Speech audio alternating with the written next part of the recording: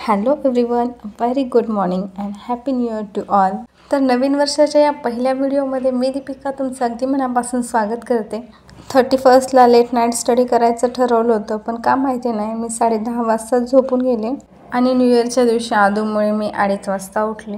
आदूची तब्येत ठीक नव्हती, त्यामुळे ती थोडीशी त्रास देत होती, तर तिला झोपवली. मग न्यू इयरचं स्टेटस टाकून अभ्यासाला सुरुवात करूयात असा विचार केला. त्यासाठी नेट चालू करायला गेले तर नेट तर चालूच होतं. नेट सुरू होतं पण कुणाचं स्टेटस नाही, मेसेज नाही न्यू इयरचा. मी म्हटलं असं कसं पॉसिबल आहे. त्यानंतर लक्षात आलं की अरे आपण ज्या एरियामध्ये राहतो त्या एरियात तर 1 तारखेला नेट बंद असतं. तर यावरून मी कुठे राहत असेल गेस करा. एनिवे, तर ते मोबाईल साईडला ठेवून दिला आणि त्यानंतर मग आपल्या रुटीनला लागली. गोल लिहून काढलं, त्यानंतर मेडिटेशन केलं आणि मग बुक रीडिंग केलं. तर आज नवीन वर्षाचा पहिला दिवस आहे, तर नवीन वर्षाचे नवीन गोल्स लिहून काढलेले आहेत. तुम्ही सर्वांनी नवीन वर्षाचे काय संकल्प केलेले आहेत ते सुद्धा शेअर करा. 2024 तर हे माझ्यासाठी आंबट, गोड, तिखट, खारट, पानसट जे काही चव असेल त्या याने फुलफिल झालेलं होतं. म्हणजे चांगलेही अनुभव खूप आहेत, वाईटही आहेत, शिकण्यासारखेही आहेत, लक्षात न ठेवण्यासारखे सुद्धा आहेत. तर नवीन वर्षासाठी खूप सारे प्लॅन केलेले आहेत की काय काय करायचे, काय काय नाही, पण कसं जातंय हे देवालाच माहिती. परिस्थिती कशी असो, चांगली वाईट, तर तिचा पचवण्यासाठी, तिला सामोरं जाण्यासाठी लागणारी जी ताकद आहे तीच मागणं आहे देवाकडे. तर आज नवीन वर्षात बुक रीडिंग करताना खूप छान वाटत होतं. पूर्ण वर्षभरासाठी लागणारी स्ट्रेंथ एका दिवसातच आल्याचा फील येत होता. तर बुक रीडिंग करून झाल्याच्या नंतर मग मी फ्रेश झाले आणि मग चहा घेतला. न्यू इयर म्हटलं की कसं भारी वाटतं ना. तर आज चहा करताना सुद्धा माझ्या माइंडमध्ये हेच विचार होते की हा नवीन वर्षातला पहिला चहा आहे. Good morning, happy new year सर्वांना. तर हे वर्ष तुम्हा सर्वांना आनंदाचं, भरभराटीचं आणि सुखसमृद्धीचं जावं हीच ईश्वरचरणी प्रार्थना. तर आता वेळ न दवडता अभ्यासाला सुरुवात करते. तर मेडिटेशन, बुक रीडिंग हे सगळं काही आवरून त्यानंतर मी 3:45 वाजता अभ्यासाला बसलेली आहे.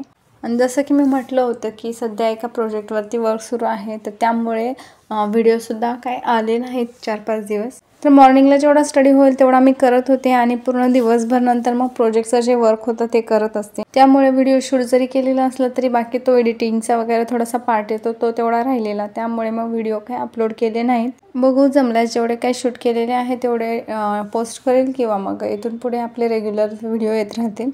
तर ज्या प्रोजेक्टवरती माझं वर्क चालू आहे त्याच टॉपिकबद्दल मी आधी स्टडी करते, म्हणजे मग प्रोजेक्टच्या वेळेस काही प्रॉब्लेम येत नाही. तर सध्या क्लासिफिकेशनच्या न्यूरल नेटवर्कवरती स्टडी चालू आहे. तर हे एक असं मॉडेल आहे ज्यामध्ये आपण मशीनला बिल्ड करतो की ती मशीन जी आहे वेगवेगळ्या क्लासेसनुसार त्या इमेजेस आहे ते क्लासिफाय करेल. तर हा जो पार्ट आहे तो AI मध्ये मोडतो. AI म्हणजे आर्टिफिशियल इंटेलिजन्स, याबद्दल तर सर्वांना माहितीच असेल. आता सगळ्या गोष्टी AI वरती डिपेंड आहेत. तर एकदम बेसिकमध्ये जर सांगायचं झालं तर खूप सारे असे व्हिडिओ किंवा फोटो एडिटिंगचे ॲप आहेत ज्यामध्ये आपण AI यूज करतो. म्हणजे एखाद्या सेलिब्रिटीचा फोटो किंवा व्हिडिओ असतो तर त्यामध्ये आपला फक्त फेस लावून आपला व्हिडिओ क्रिएट करतो, किंवा मग आपण एखाद्या आपल्या फोटोवरती सॉन्ग लावतो तर त्या सॉन्गनुसार आपली लिपसिंग होते. तर हे सर्व काही झाले AIचे युजेस फॉर एंटरटेनमेंट पर्पज. तर तुम्ही म्हणत असाल की हे सर्व आम्हाला माहिती आहे, हे काय सांगत आहे आज मी.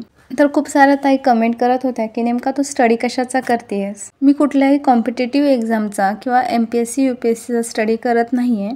तर जे काही आर्टिफिशियल इंटेलिजन्स आहे त्यावरतीच माझा स्टडी सुरू आहे. आय होप की तुम्हाला तुमच्या प्रश्नाचं उत्तर मिळालं असेल. तर आज नवीन वर्षाची पहिली मॉर्निंग आणि आज म्हणजे 2 टॉपिक कव्हर झालेले आहे. सकाळी 7 वाजेपर्यंत स्टडी केला, त्यानंतर झाडून वगैरे काढलं, कपडे वगैरे नीट ठेवून दिले आणि जे धुवायचे कपडे आहेत ते भिजायला टाकून आंघोळ केली आणि त्यानंतर आज थोडासा मेकअप केला. मेकअप म्हणजे फक्त आपला डेली मेकअप केला आणि मग लगेचच देवपूजा केली. रोज थोडं उशिरा करत असते पण आज जरा लवकर केली होती. देवपूजा केल्यानंतर घरात खूप फ्रेश वाटतं. तर ते झाल्याच्या नंतर मी एक स्तोत्र वाचलं आणि त्यानंतर मग स्वयंपाकाचा विचार करतच होते की लगेचच माझी आदुली उठली. तर तिला आज बरं नव्हतं, तिला सुद्धा देवाचं दर्शन घ्यायला लावलं पण तिची तब्येतच आज ठीक नव्हती. देवाच्या पाया वगैरे पडून आल्याच्या नंतर मग माझ्याजवळ येऊन बसली आणि हालायलाच तयार नव्हती. तिला दूध बिस्किट दिलं तर ते खाल्लं नाही. त्यानंतर तिला चॉकलेट दिलं तर चॉकलेटला सुद्धा चक्क पोरगी नाही बोलली. न्यू इयर सेलिब्रेट करण्यासाठी मिस्टरांनी रात्री केक आणला होता, पण 12 वाजायच्या आधीच आम्ही सगळे झोपून गेलो. तर मग थोडीशी ओवाळायची वगैरे तयारी करून घेतली आणि मग आदूला तिचा बर्थडे आहे असं म्हटलं आणि केक कट करायला लावला आणि मस्तपैकी केक कटिंग केलं. आदूला तिचा बर्थडे खूप आवडतो, तर ती सारखी म्हणत असते, मम्मा आदू हॅपी बर्थडे. फू करा आता, केक कट करा आता. आदू असं इथून करायचं असतं बाळा. हां, तशा छोटा छोटा.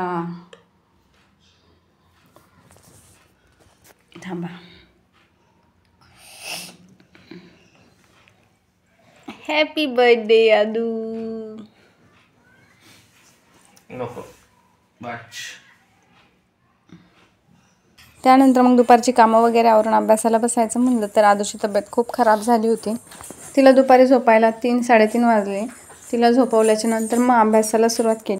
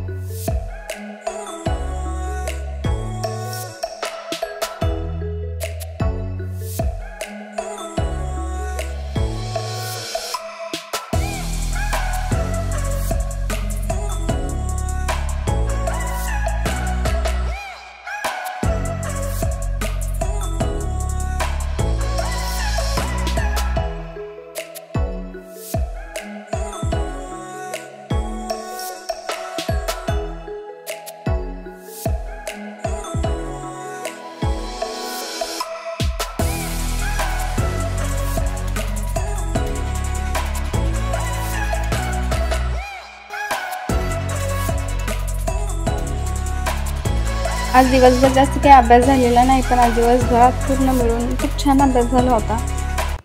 ठीक आहे, तर आजच्या पुरतं एवढंच. आजचा हा ब्लॉग तुम्हाला कसा वाटला ते नक्की कमेंट करून सांगा. आवडल्यास लाईक, शेअर आणि सबस्क्राईब करायला विसरू नका.